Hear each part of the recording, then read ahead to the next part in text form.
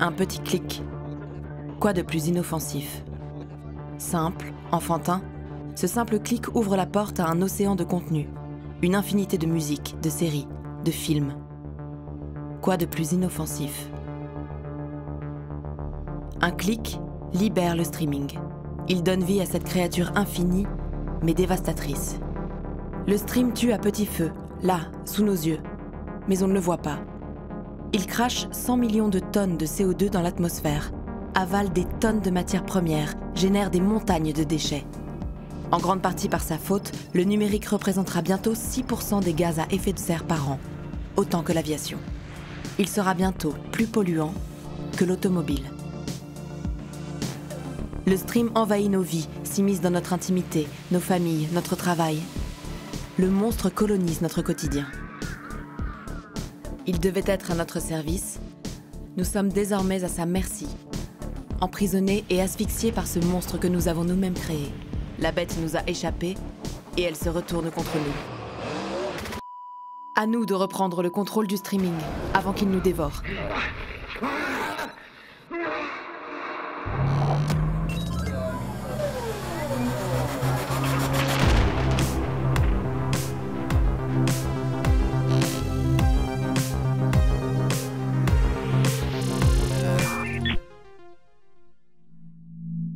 En 2025, seront échangés sur Internet 181 zeta-octets de données, soit 181 000 milliards d'octets. Ça ne vous dit rien? C'est normal. Un tel trafic échappe à l'entendement. Dire qu'à l'origine, chaque octet comptait. Le streaming était rare, raisonnable.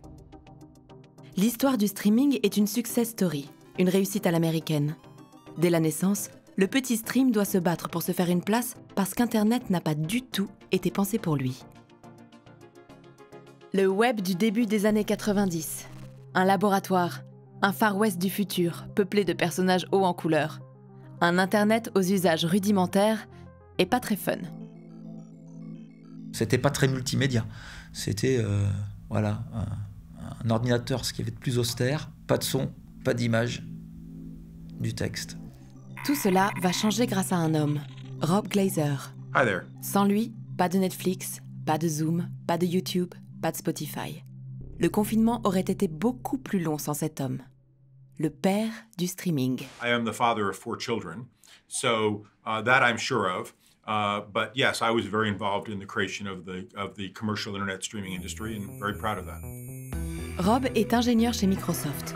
Au printemps 1993, il se rend à une conférence organisée par Mitch Kapor, un des pionniers du net.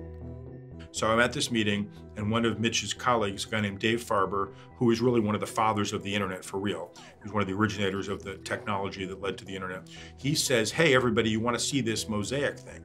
So I saw this browser that would allow you to see websites on the internet. One of the innovations that they had created was they had the ability to have still pictures in the browser pages. So it would be text and still pictures. And my immediate reaction was, this is the future. And so I immediately had the thought, what if we can add audio and video to that experience as well? So that was where I got the inspiration to create what became the streaming industry. Au même moment qu'Internet, un autre réseau voit le jour. Son nom, le GIEC. Il a publié son premier rapport en 1990 et émet une hypothèse. L'activité humaine provoquerait un réchauffement de la planète. Et le réchauffement de la Terre, même si certains n'osent pas s'en plaindre, risque d'avoir des conséquences dramatiques d'ici la fin du siècle. Rob et ses amis geeks s'en moquent. Comment imaginer que leur créature représentera 30 ans plus tard 82% du trafic Internet, formant la principale source de pollution numérique? Pour l'heure, le streaming n'est qu'une opportunité de business. Il faut déjà lui donner vie.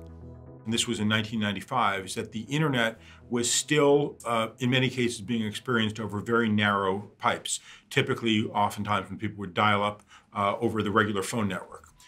Internet ne pollue pas encore. Le web s'est greffé sur le réseau téléphonique existant.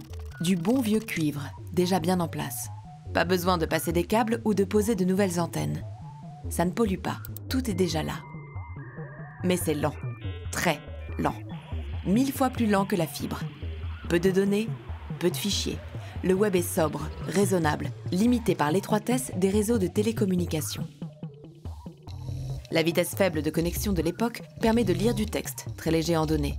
Mais quand on veut transmettre de l'audio ou de la vidéo, qui sont des centaines de fois plus lourds, alors ça bloque.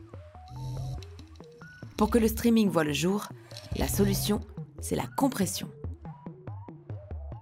D'abord, il fallait numériser les contenus, donc prendre les contenus tels qu'ils existaient, les rendre numériques. Et une fois qu'on les avait numérisés, la taille qu'ils occupaient, pour les faire passer dans les tuyaux de l'époque, c'était pas possible. Ou ça limitait beaucoup notre capacité de transmission. Alors l'astuce, ça consistait à prendre la résolution existante, le nombre de pixels qu'on avait dans une image, les descendre. Donc on avait tendance à descendre la résolution des images, ce qui voulait dire perte de détails et compagnie. La compression rend les données légères, sobres, écolo, dirait-on aujourd'hui. Cette cure d'amaigrissement est vitale pour le streaming s'il veut passer dans des tuyaux encore étroits. Elle s'applique d'abord aux fichiers son, grâce à un ingénieur allemand.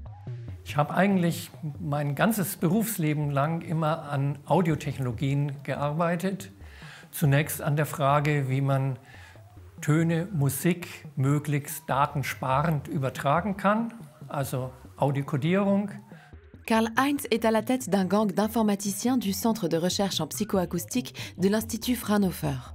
Leur défi, alléger le poids d'un fichier son pour ne garder que les informations essentielles et agréables pour notre cerveau. Une mission de toute première importance pour ce grand mélomane.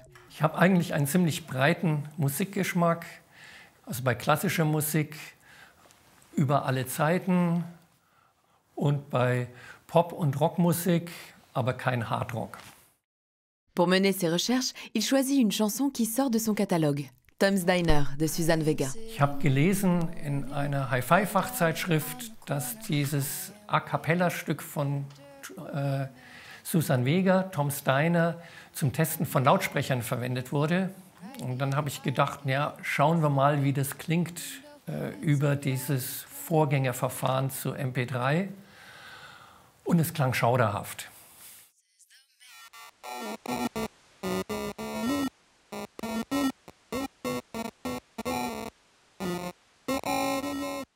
Tom's Diner von Suzanne Vega war bloß zu einem bestimmten Zeitpunkt das mit Abstand am schwierigsten zu kodierende. Das hat uns am meisten Kopfschmerzen bereitet. Ce morceau devient le maître étalon face auquel il va affiner son algorithme. Alors, il va l'écouter. Tellement l'écouter, pendant presque 10 ans, jusqu'à ce que cette voix redevienne aussi pure que du cristal. Le MP3 est né. Malgré les tympans meurtris par 10 000 écoutes cauchemardesques, Karl restera ami avec Suzanne. Ich denke, ihre Stimme ist höher von der Frequenz her. Aber Grâce au MP3, ce format doux pour les oreilles et léger en données, la compression devient la nouvelle obsession des ingénieurs. Il faut tout réduire pour s'offrir ce qui sera le plus bel argument de vente du streaming: sa vitesse. Standard-Internetleitung hätte für eine normale CD wirklich 6 Stunden oder länger gebraucht zum Hochladen oder auch zum Herunterladen. Und mit unserer Technik war das eben dann ein Faktor 10, was immer noch lang war, aber doch viel schneller als vorher möglich. La course à la vitesse est lancée. Internet commence à mettre le turbo et ce n'est que le début. L'audio ouvre la voie. Sa naissance officielle a lieu le mardi 5 septembre 1995. Les premiers cris du stream seront les commentaires d'un match de baseball de l'équipe fétiche de Rob, les Seattle Mariners. So I contacted my friends at the Mariners and I said, is it okay if we broadcast one of these live streams and one of these streams over the internet? And I got 2 responses, which was, what is that? And then when I explained it, it was like, okay, that's cool. So we took a game that happened to be a game between the Seattle Mariners and the New York Yankees. Let us know if you enjoyed this first broadcast on the internet, listening on the World Wide Web in Australia, New Zealand. We broadcast this stream live, and it was the first live stream that we did. I think the first live stream of any kind, and it kind of became a historical moment for the internet. It's alive! It's alive! It's alive! We had tested it and we were pretty sure it worked, but baseball games are long. They run about 3 hours. And it turned out we had a bug in our software that after 2.5 hours, we had a buffer overflow. Le streaming va corriger ses propres erreurs. Et même mieux, il va se rendre indispensable. Comment? Toujours grâce à Rob Glaser. Il va inoculer un virus qui va contaminer le web, hypnotiser les internautes, provoquer une avalanche de data et va émettre 25 ans plus tard 100 millions de tonnes de CO2 par an. Ce virus, c'est la vidéo. En 1997, Real Player met en ligne sa première vidéo en streaming, un court-métrage réalisé par un grand nom du cinéma indépendant. So we went to the film director Spike Lee and made an arrangement with him when we were going to launch Real Video, which was in February of 1997. So I met with Spike, who's a very brilliant but also independent-minded person, and asked him, you know, would he consider making these short videos? And he said yes, and we said, you shoot whatever you want. The third film, you meet a young genius, Savion Glover, star and choreographer of Bring the Funk, Bring the Noise. When he said he wanted to interview Savion Glover, I thought, oh, okay, that will be interesting. I'm sure he's a very smart, creative guy. But what he does is tap dancing. I hear a tune in my head, you know, saying I try to produce it through my feet. You know, like,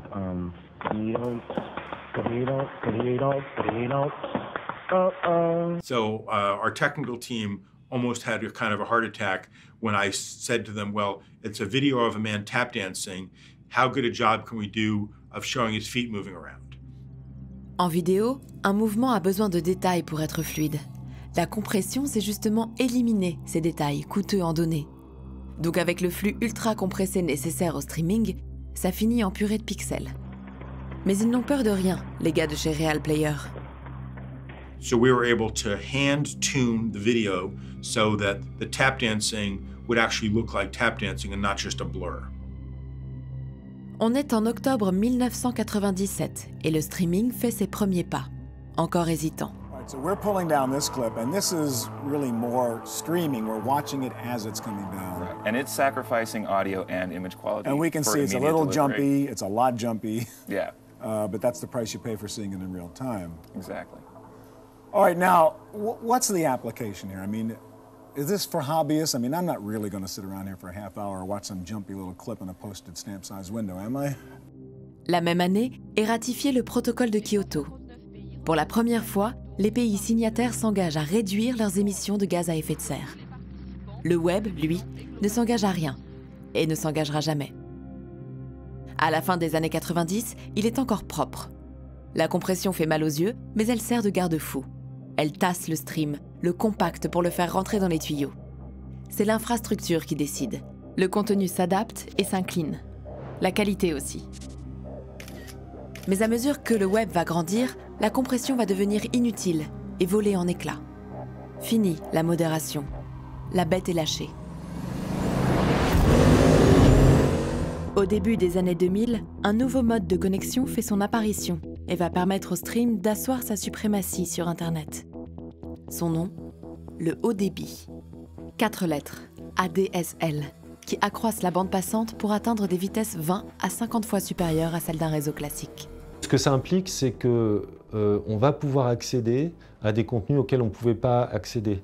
Donc le premier saut important, la première rupture, c'est la connexion au débit dans tous les foyers en France au travers de la généralisation de la DSL. L'ordinateur personnel fait sa place dans les foyers.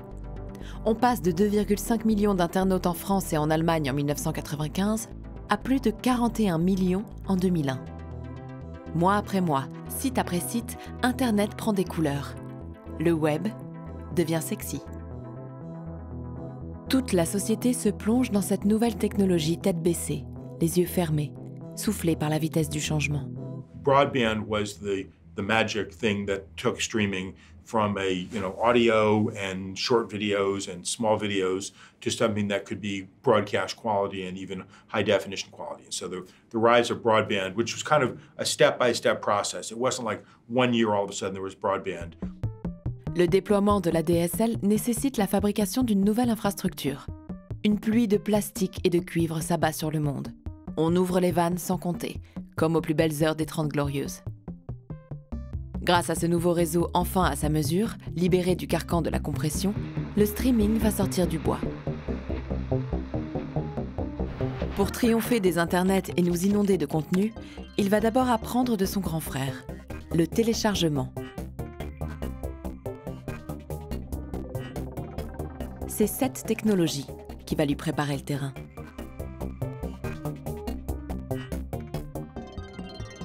De la fin des années 90 jusqu'au milieu des années 2000, en gros, voire même à la fin des années 2000, pour le grand public, c'est le téléchargement qui est le roi. Parce que ça marche bien, technologiquement c'est pertinent avec la bande passante du moment, et tout le monde comprend comment ça fonctionne. Quand on stream, les données sont lues en temps réel et nécessitent donc un débit constant. Le souci, c'est que l'ADSL à ses débuts est certes rapide et fougueux, mais instable. D'où une lecture parfois hachée, qui gâche le plaisir. Quand on télécharge un film ou une chanson, on le transporte en entier d'un ordinateur à l'autre, de pair à pair, en anglais, peer-to-peer. Ça peut être long, mais on est sûr que le fichier arrive. Une fois entièrement téléchargé, il est prêt à être lu d'un simple clic. On vivait dans l'ère de la rareté dans le XXe siècle, c'est-à-dire que si je cherchais un disque, si j'avais pas accès physiquement, je pouvais pas l'écouter tout simplement. Il fallait que j'aie un CD, qu'on me prête une cassette, ou que j'entende ce morceau à la radio, ou que j'aille voir un concert en gros.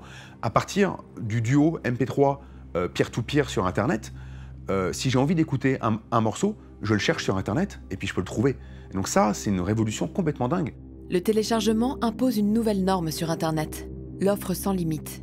Des millions de chansons s'échangent sous forme de fichiers grâce au MP3. Vous vous souvenez ? On l'avait laissé en Allemagne dans le casque de Karl-Heinz Brandenburg. Sa découverte a rendu la musique immatérielle, impalpable. C'est une rupture dans l'histoire des arts. Devenue fluide, la musique s'écoule en continu. Le robinet s'ouvre et ne se refermera jamais. Le MP3 a préparé la philosophie, les internautes en fait devaient passer presque par le MP3, par le téléchargement, par l'idée de manipuler des fichiers pour comprendre intellectuellement l'idée du streaming qui est de lire de la musique sur Internet. Si on était passé directement du CD au streaming, probablement que ça aurait peut-être pas marché tout de suite en termes intellectuels parce que ça aurait été une rupture trop forte probablement et que le glissement par le téléchargement a permis d'avoir une sorte de sas technologique nécessaire également intellectuellement. Surtout, le téléchargement est gratuit. Il introduit un principe qui va être dévastateur pour l'environnement. Les datas échangées sur Internet n'ont aucune valeur. Imaginez un monde avec une essence gratuite. 0 € le plein de gasoil. Au début des années 2000, c'est comme cela que le web se met à fonctionner. Un hypermarché culturel totalement gratuit, ouvert 24 heures sur 24, sans répit. Boosté par des forfaits eux aussi illimités, à quoi bon éteindre son PC ou sa box ? Les ordinateurs débordent de fichiers, la consommation électrique s'envole, les serveurs surchauffent. Ceux qui vont avoir la peau du téléchargement, ce ne sont pas des écolos inquiets. Les premiers à crier et à se faire entendre sont les défenseurs du copyright.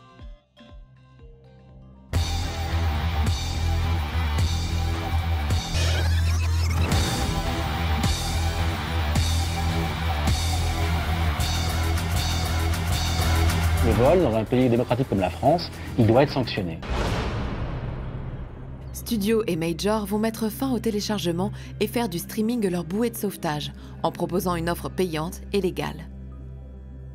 Avec le téléchargement, le fichier atterrit dans l'ordinateur de l'internaute qui en détient la propriété physique.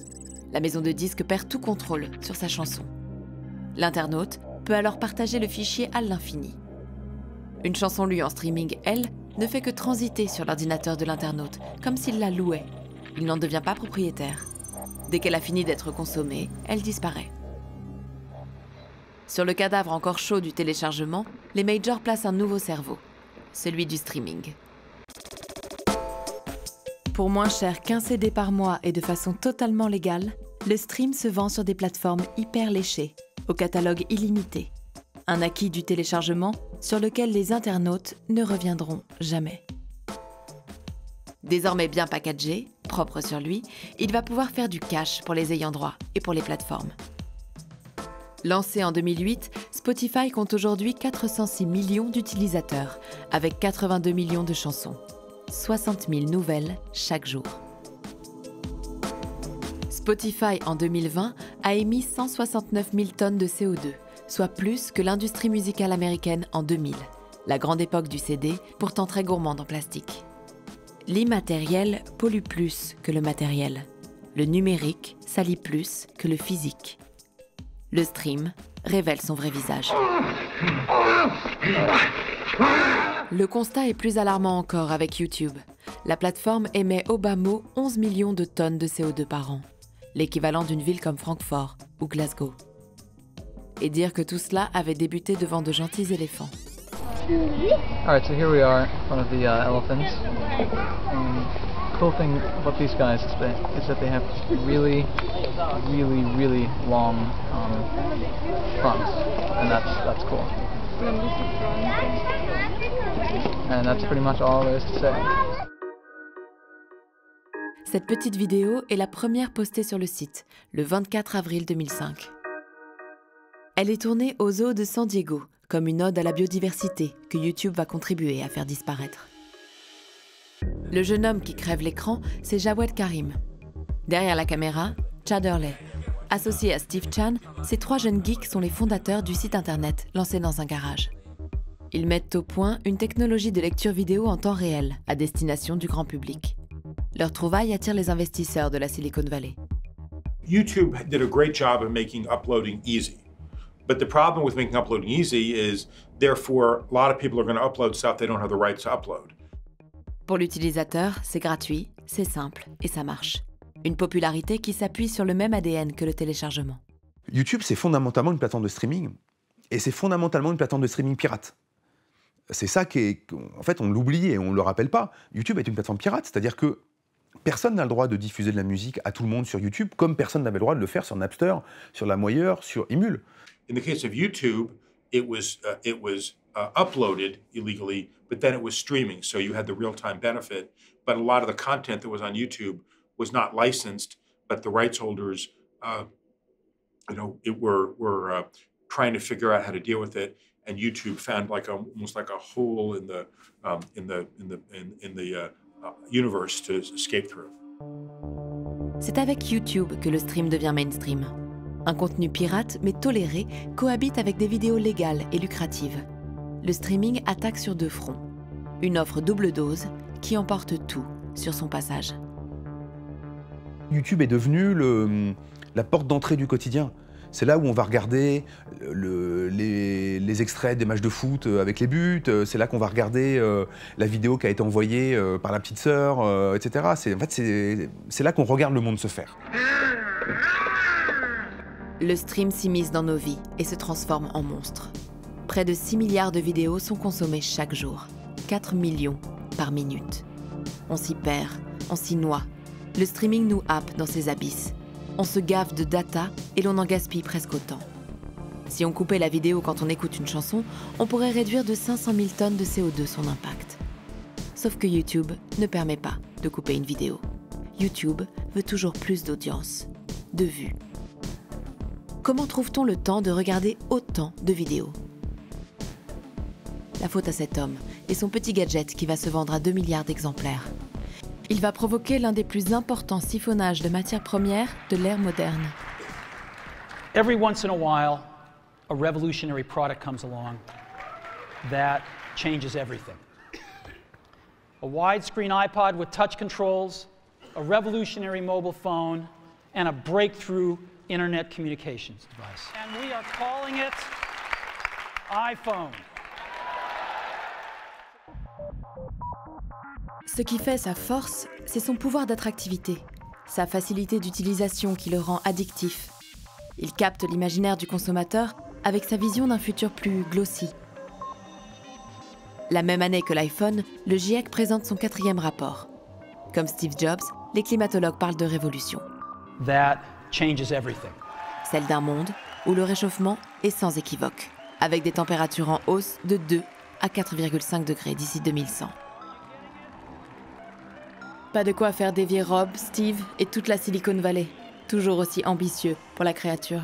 And when you combine with the fact that the mobile networks were starting to go to 3G and then to 4G and now beyond, that you could get good quality audio and then good quality video on your phone without being connected to broadband. So that revolution obviously took the internet from everyone's PC to everyone's pocket.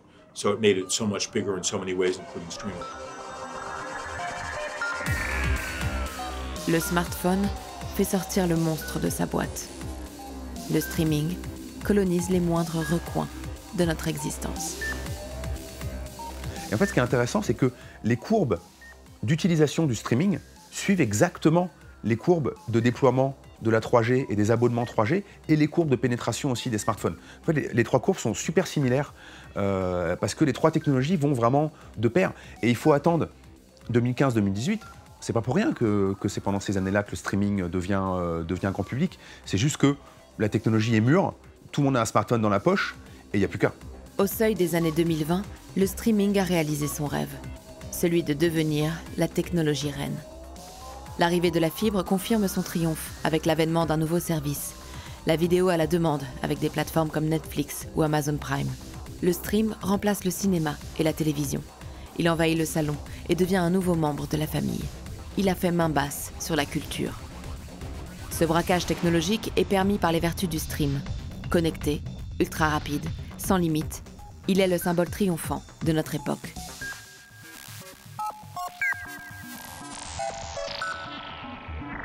Mais le prix de son succès saute au visage.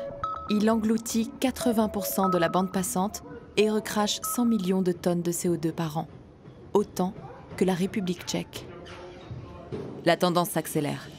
La totalité des vidéos pornographiques consommées en stream en 2022 rejettera 80 millions de tonnes de CO2. Autant que la production annuelle de CO2 en Belgique. En 2025, le secteur du numérique approchera les 6% des émissions. Presque autant que l'automobile. Cette pollution, à l'inverse de toutes les autres, ne se voit pas. Alors quand on fait du streaming, en fait, qu'est-ce qui se passe? On récupère des données en temps réel, ou quasi réel, qui viennent d'un endroit distant. Ces données, elles ne circulent pas dans l'air, en fait. Elles ont besoin d'un support physique pour circuler. On a un peu une espèce de pensée magique autour du fait que le numérique, c'est virtuel. D'ailleurs, il y a tout un tas de mots, il y a tout un vocabulaire qui est associé à ça, qui nous laisse dans cette pensée. Il y a le mot virtuel, il y a le mot cloud, par exemple, qui nous donne l'image du nuage tout blanc, tout pur. Ce nuage n'est pas rempli de fines particules d'eau. Il est composé de millions de kilomètres de câbles, d'antennes, d'ordinateurs, eux-mêmes truffés de métaux et de plastique.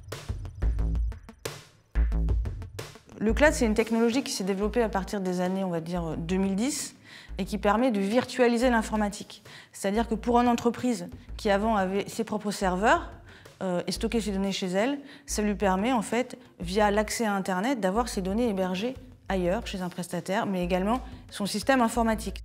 Tous ces fichiers migrent dans des centres de données. Les illusionnistes du marketing maquillent le phénomène et travestissent la réalité en lui donnant le nom de dématérialisation. On appelle ça un nuage. Un nuage, c'est voluptueux, c'est léger, c'est naturel, c'est essentiel. Là, on a tout gagné. Donc c'est la plus belle invention marketing, je pense, du monde moderne. De manière générale, la dématérialisation, c'est fabuleux. Parce que finalement, le cerveau humain n'est pas câblé pour ressentir des dangers que les sens ne peuvent pas percevoir. Les data centers sont le rouage essentiel du streaming, le cœur de son réacteur. Bunkers froids, pollueurs sans odeur, ils sont responsables à eux seuls de 25% des émissions de gaz à effet de serre de l'ensemble du secteur numérique. Quand on va lancer une vidéo en streaming, les toutes premières secondes de votre vidéo vont être chargées sur un data center qui est très près de chez vous.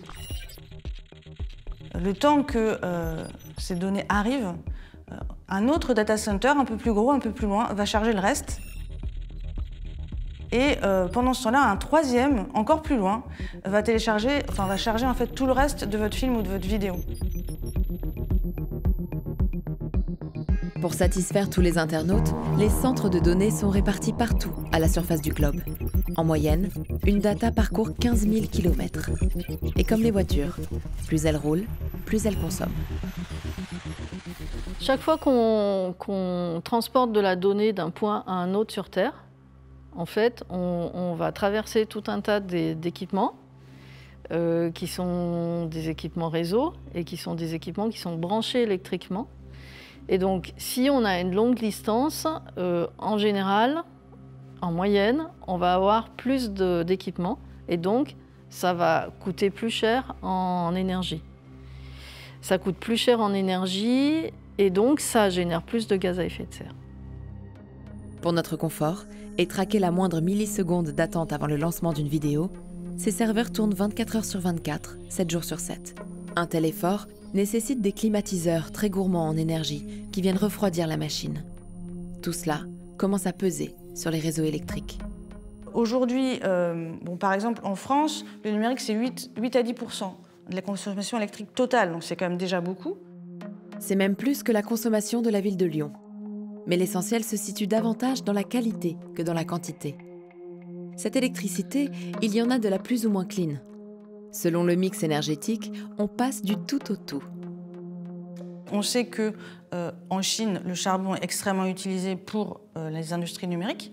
On sait aussi que sur la côte est des États-Unis, dans les secteurs de Virginie, vers les Appalaches, etc., l'énergie charbon, elle est aussi extrêmement utilisée encore. Donc on a effectivement du data center le plus dirty jusqu'à celui qui est le plus propre. Les data centers de dernière génération sont immenses. On les appelle les hyperscale. En mutualisant les équipements, ils consomment moins et réduisent drastiquement leurs émissions. Bravo à eux. Reste un souci, leur localisation. Le premier critère pour les data centers, c'est de se situer près d'une source d'électricité puissante. C'est-à-dire d'être sûr d'avoir beaucoup de puissance pour longtemps, pour pouvoir grandir et pouvoir accueillir de plus en plus de clients. Ça peut poser problème pour d'autres entreprises ou d'autres industries ou d'autres activités qui auraient besoin d'une puissance électrique et qui, du coup, n'en auraient plus la possibilité. La preuve en Irlande, une île plutôt accueillante fiscalement pour Microsoft, Google et Amazon. Ces géants américains sont venus s'implanter en masse. D'ici 2030, il pourrait y avoir une centaine de data centers. Ils risquent de pomper à eux seuls 70% de la consommation électrique irlandaise. Ils voient bien que s'ils continuent à accueillir des data centers, en fait, il n'y aura pas assez de capacité de production, donc ça ne sera juste pas possible. Et ils ne peuvent pas enlever, en fait, de la production électrique des habitants pour des data centers.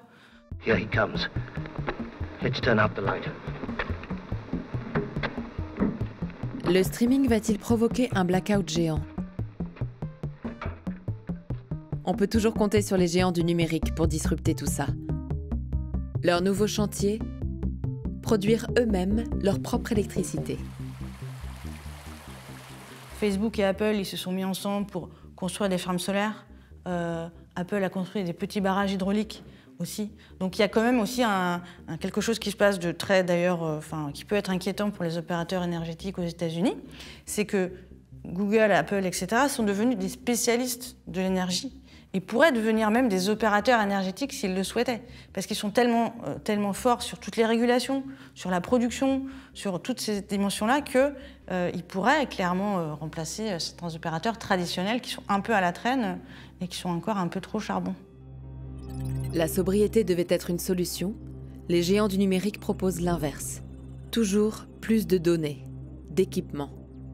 Le streaming implique un gros déploiement de l'infrastructure et un développement de l'infrastructure bâtie, en fait, que ce soit les centres de données, que ce soit les antennes, etc. Donc tout ça repose sur le fait qu'on continue à développer les réseaux, qu'on continue à développer la fibre, qu'on continue à développer les réseaux mobiles. Et par la suite, sûrement pour quelques entreprises américaines, le fait qu'on déploie des réseaux satellitaires basse orbite. Et toujours plus de gadgets. Le streaming se regarde sur des smartphones, des ordinateurs, des tablettes, des téléviseurs, bref, des objets au bilan carbone épouvantable. Dans un smartphone, par exemple, qui peut être le terminal avec lequel on écoute de la musique ou on regarde une vidéo, dans un smartphone, on a entre 40 et 60 matériaux différents. On a en gros une quarantaine de minerais. Et donc, ce qui coûte cher aujourd'hui d'un point de vue environnemental, c'est l'extraction des minerais. Ouvrons la boîte noire pour y voir de plus près. On a les classiques. Le nickel, l'argent, l'or, le cuivre, l'aluminium, l'étain et le plomb. Des éléments chimiques moins communs et aux noms rigolos, comme antimoine, lithium, cobalt, brome et indium. Et enfin, des terres rares, comme leur nom ne l'indique pas du tout, sont des métaux, très durs à extraire, et dont les ressources périclitent à vue d'œil. Leur nom, néodyme, lantane, terbium et autres. Tout ça, c'est en quantité minuscule dans nos appareils. Pour fabriquer une barrette mémoire d'1 gramme, on a besoin de 16 000 fois son poids. Pour fabriquer une voiture, on a besoin de 54 fois son poids. Et donc, il n'y a rien qui soit aussi intensif en matière première, parmi tout ce qui est fabriqué par les êtres humains, que le cœur des composants électroniques qui sont ceux qu'on utilise, notamment dans le réseau, mais aussi dans d'autres appareils avec lesquels on va pouvoir bénéficier du streaming. Le téléviseur, par exemple. Cet objet préhistorique qui tente de résister à l'envahissement de l'ordinateur dans le salon. En plus de sa consommation électrique 100 fois supérieure au téléphone, sa fabrication est archi-polluante du fait de sa taille. Avant même de l'allumer, le mal est fait. 80% de son impact environnemental est déjà présent. Une vidéo en streaming possède 3 sources de pollution. La première a pour origine les data centers à hauteur de 25%. La deuxième provient des infrastructures réseau, câbles, antennes, relais, et équivaut à 28%. La troisième, la plus importante, concerne l'objet avec lequel on regarde cette vidéo, à la fois sa fabrication et sa consommation électrique. 47%, soit près de la moitié des émissions de gaz à effet de serre. Heureusement pour notre petite conscience écologique, la scène du crime se situe en Asie et en Afrique. Donc en fait, tout ce qui est très polluant, c'est loin de chez nous. Donc nous, qu'est-ce qu'on voit? Nous, on voit nos smartphones ou nos ordinateurs avec cette belle vitre toute propre, tellement propre qu'on passe notre journée à passer notre doigt dessus. C'est tout. Et à la fin, on s'en débarrasse et voilà. Donc on n'a aucune expérience de la réalité vraiment matérielle de cet objet. On nous pousse tout le temps à changer de modèle, alors qu'il faudrait les maintenir en état le plus longtemps possible. Au moindre accroc, on s'en débarrasse. L'espérance de vie dépasse rarement les 18 mois, alors qu'il fonctionne encore très bien. On est entraîné dans une fuite en avant, du toujours plus beau, plus de pixels, plus rapide, plus adapté, mieux connecté. Portés par cette obsolescence de perception, nous jetons, sans jamais regarder derrière nous. Ces anciens appareils, aujourd'hui, on sait très mal les recycler. On recycle à peu près une vingtaine de pourcents. Et sur les métaux rares en eux-mêmes, c'est à peu près 1%. C'est très difficile de recycler des métaux rares. Si je vous donne un exemple, c'est comme une miche de pain. Vous avez la farine, la levure, le sel, l'eau, et je vous la donne et je vous dis, tu me resépares ces 4 éléments, s'il te plaît. Ça n'est pas possible. On recycle très peu et très mal. On ne récupère qu'une petite partie avec des méthodes aux conséquences environnementales et sanitaires désastreuses. À chaque rupture technologique, l'histoire se répète. Quand la 3G est apparue, il a fallu remplacer tout le parc de téléphones existants inadaptés à cette nouvelle norme. Même chose avec la 4G et avec toutes les générations à venir. Et je suis assez sidérée de voir qu'on n'en parle pas plus que ça, parce que c'est le quotidien. Aujourd'hui, on passe à la 5G. Très bien, ça va aider pour plein de secteurs. Par contre, personne ne parle de l'enjeu du recyclage. Ah oui, le recyclage, c'est tout ce qu'on dit. Et finalement, des acteurs comme moi, on sait parfaitement où est-ce que ça atterrit. Faute de recyclage, on puise toujours plus profondément dans les mêmes gisements. Ces ressources naturelles ne sont pas infinies. Certaines études affirment que d'ici 30 à 50 ans, il n'y aura plus assez de minerais pour fabriquer des équipements informatiques. On a un usage totalement immodéré du numérique, sans limite. Et donc pour cette dernière nuit d'ivresse numérique, d'une certaine façon, eh bien, nous sommes en train d'handicaper la capacité de nos enfants ou des générations à venir à utiliser elles aussi le numérique, puisque c'est une ressource critique, non renouvelable, donc en quantité finie. La maison brûle. Le streaming doit-il se consumer avec elle ? Parce qu'il n'est pas une simple technologie, le streaming mérite d'être sauvé. Il révolutionne notre façon de communiquer, de créer, de travailler. Chacun est potentiellement diffuseur de contenu, sans intermédiaire, comme les chaînes de télé, les radios, les labels, les studios. Le stream offre au web son printemps culturel. Le streaming est une avancée technologique passionnante pour l'accès à la musique. Moi, je vois des jeunes adultes qui ont 20 ans et qui ont une connaissance de la musique. Je trouve ça génial, vraiment. Qu'on puisse accéder à de la pop coréenne et du rap nigérian et de la folk mexicaine très facilement. Des tutos de vulgarisation scientifique aux conférences, en passant par les cours en ligne, le streaming réalise toutes les promesses d'Internet comme source d'accès au savoir universel. Moi, je sais que j'ai des mômes.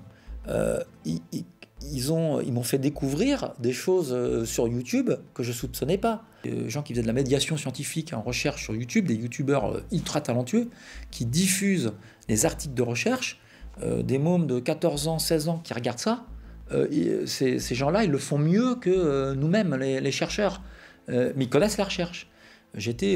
Moi-même, j'ai appris des choses en regardant. Je suis devenu consommateur de ça. Je m'attendais. Donc, c'est pas que les chats, YouTube. Dans un futur proche, le streaming peut même se transformer en allié contre le changement climatique. Le GIEC l'a bien compris, avec sa propre page YouTube. Outil de travail des scientifiques, le stream sert de porte-voix à leurs recherches, de mégaphone pour alerter sur l'urgence écologique. Le streaming est une formidable technologie dans un ensemble de situations critiques. C'est aussi une formidable technologie quand on est en pleine pandémie pour continuer à fonctionner, pour continuer aussi à accéder à de la culture, etc. Le sujet, c'est l'usage raisonnable, en fait, du streaming. C'est ça, le sujet.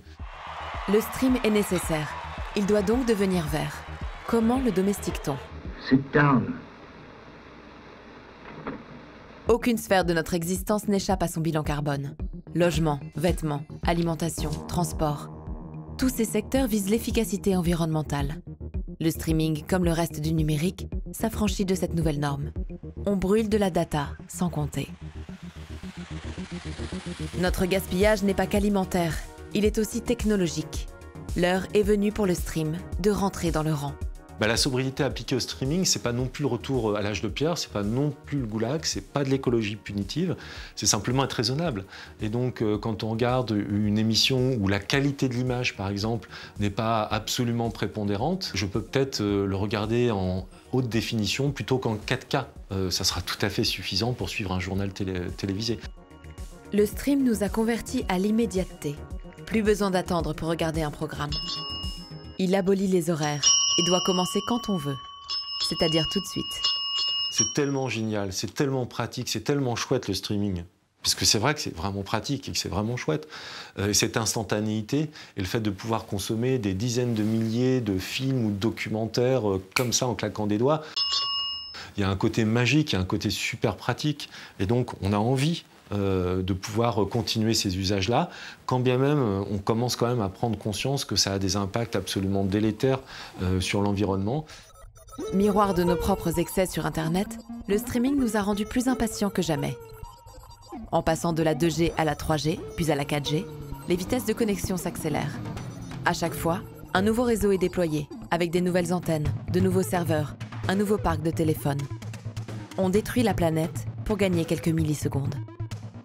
On évolue toujours vers des réseaux de plus en plus puissants, des 5G, 6G, 8G, on va y arriver, parce que la bande passante doit être toujours plus grande ou toujours plus efficace pour plein d'enjeux. Parce qu'on est dans l'ère de l'instantanéité, on est dans la tyrannie du maintenant, tout de suite, et qu'on veut effacer toute l'expérience nécessaire de la frustration, de l'attente, de l'ennui. Rien ne semble l'arrêter. Le streaming dans sa toute-puissance nous abreuve jusqu'à l'écœurement, nous impose une boulimie de contenu. Binge-watcher une série non-stop pendant 8 heures est devenu la norme. Le streaming n'a plus de fin. Sur Twitch, un streamer a dépassé 500 jours en live stream. Good morning, everybody. My name is Ron, GP Hustler. I've been streaming 24/7 on Twitch now for about 2,100 hours.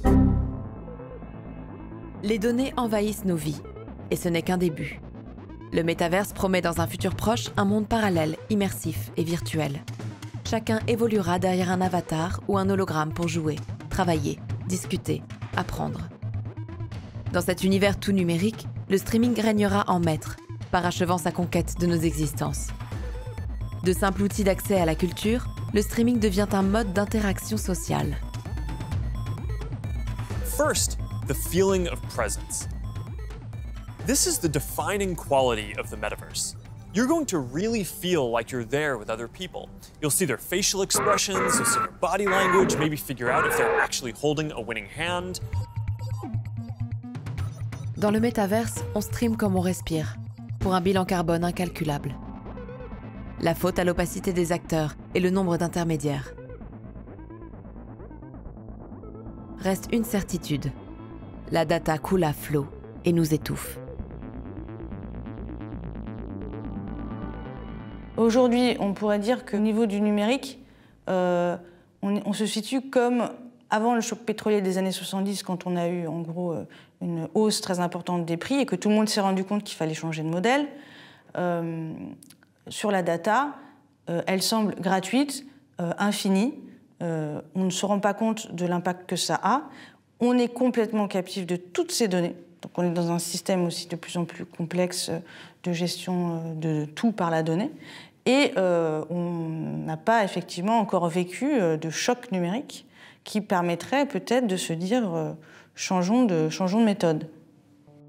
Le streaming a besoin de prendre une nouvelle direction, de se diriger vers un modèle plus économe où la data est ni gratuite ni illimitée, et en finir avec cette idée que le numérique est immatériel. Ça fait 30 ans qu'on nous fait croire que ça n'a pas d'impact en fait. Et comme n'importe quelle industrie, ça a un impact. Et du coup, comme n'importe quelle industrie, il faut aussi le réguler, il faut aussi le maîtriser, il faut le faire entrer dans un cadre dans lequel c'est soutenable. À l'heure où chaque degré compte, où les citoyens sont appelés à réduire leur bilan carbone, les acteurs du numérique, eux, avancent comme s'il n'y avait pas de dérèglement climatique. Le streaming, aveuglé par sa croissance, s'envole sans se soucier de sa propre pollution. On a besoin de savoir en temps réel ce que ça coûte quand on a une action, quand on a un geste numérique, qu'est-ce qu'il coûte. Ce genre de connaissance va être indispensable si on veut arriver à des neutralités carbone dont on parle, si on veut arriver à la protection de l'environnement et à respecter les recommandations du GIEC. Il va falloir qu'on en passe par cette éducation et par cette capacité outillée des citoyens à savoir exactement ce qu'ils sont en train de faire et l'incidence que ça a. Comme l'interdiction de la paille ou du sac plastique, des petits gestes peuvent faire le plus grand bien pour la planète. Vous pensiez pomper de la 4G à pleine balle? C'est préférable d'opter pour le Wi-Fi, qui utilise 3 fois moins d'énergie. Plutôt que regarder en streaming des films ou des séries en 5G dans les transports, mieux vaut les télécharger avant. Lors d'un visio, sachez que les effets vidéo comme les fonds flous ou les oreilles de chat très gourmands en données ne sont pas indispensables. Si vous pouvez couper la vidéo, c'est encore mieux. Mais le plus important, prenez soin de vos appareils. Ne les jetez pas. Si vous changez, prenez des plus réparables. Pour les cinéphiles, passez au rétroprojecteur. Le vidéoprojecteur sur la phase d'utilisation va consommer plus d'électricité, donc aura plus d'impacts environnementaux sur la phase d'utilisation. Mais sa fabrication est tellement moins impactante que celle d'un écran à diagonale identique qu'il vaut mieux utiliser un vidéoprojecteur. Nos téléphones, tablettes et ordinateurs sont les premiers émetteurs de gaz à effet de serre du numérique. Ils n'ont pas l'air comme ça, si beaux, si lisses. Ce sont pourtant d'affreux pollueurs ultra-énergivores que l'on garde au chaud dans nos poches et que l'on rachète dès qu'on peut.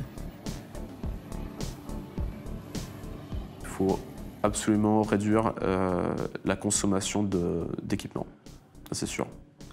Il faut que ça dure plus longtemps. On peut pas vivre dans un monde dans lequel des smartphones vont durer que 2 à 3 ans. C'est pas normal. Et utiliser des ressources pour faire ça, c'est quand même pas réfléchir sur ce qu'on aura disponible dans les prochaines années. Comment faire pour les préserver quand les systèmes d'exploitation changent en permanence, rendant obsolètes des appareils qui fonctionnent encore? Quand les algorithmes de compression nécessitent des processeurs toujours plus avancés techniquement? Quand le coût de réparation de ces objets de haute technologie côtoie ceux d'un appareil neuf? Ne devrait-on pas changer notre relation au contenu numérique? Ralentir la frénésie, circonscrire son usage dans le temps et dans l'espace, y chercher autre chose, moins de gavage, plus d'appréciation. Comment faire durer un équipement? qu'est-ce que ça veut dire pour l'ensemble de mes usages? Comment, en fait, je rentre dans une autre relation avec le numérique, avec l'écosystème numérique, dans le sens où un téléphone qui est moins puissant, tu développes moins d'usages, ou en cas, tu es moins sur ton téléphone. Parce qu'en fait, c'est plus lent, etc. Et finalement, tu te dis, bon, est-ce que j'ai besoin de tout faire par le numérique? En 2025, le streaming fêtera ses 30 ans. La même année, le GIEC prévoit le franchissement de la barre des 1,5 degrés de réchauffement climatique. Et si le stream pouvait enfin écouter le GIEC? Ils sont de la même génération. 30 ans, c'est l'âge de raison. Si le stream ne se régule pas seul, il faut l'aider et éventuellement l'encadrer par la loi. Il n'y a pas de recette miracle. Un stream plus propre, c'est avant tout moins de stream. À l'heure où Internet pollue plus que l'aviation, et bientôt plus que l'automobile, n'est-ce pas l'heure de se désintoxiquer? Mais demander aujourd'hui aux internautes d'être raisonnables, c'est un peu demander à un fumeur d'arrêter la cigarette, tout en posant une cartouche dans son salon. Moi, je ne crois pas vraiment à cette idée de dire aux gens faites attention, soyez responsables à votre consommation. Il faut plutôt poser la question aux entreprises et se poser la question à nous en tant que société. Qu'est-ce qu'on demande aux entreprises? Et il faut que les politiques se saisissent, je pense, du sujet pour voir voilà, qu'est-ce qu'on autorise, qu'est-ce qui est pertinent, qu'est-ce qui fonctionne bien technologiquement en termes, qu'est-ce qui est économe. Il y a plein de progrès possibles. Aujourd'hui, on ne les fait pas parce que la puissance informatique est tellement disponible et c'est pas cher qu'en fait, on n'a pas de raison de le faire, on va dire, au niveau du marché.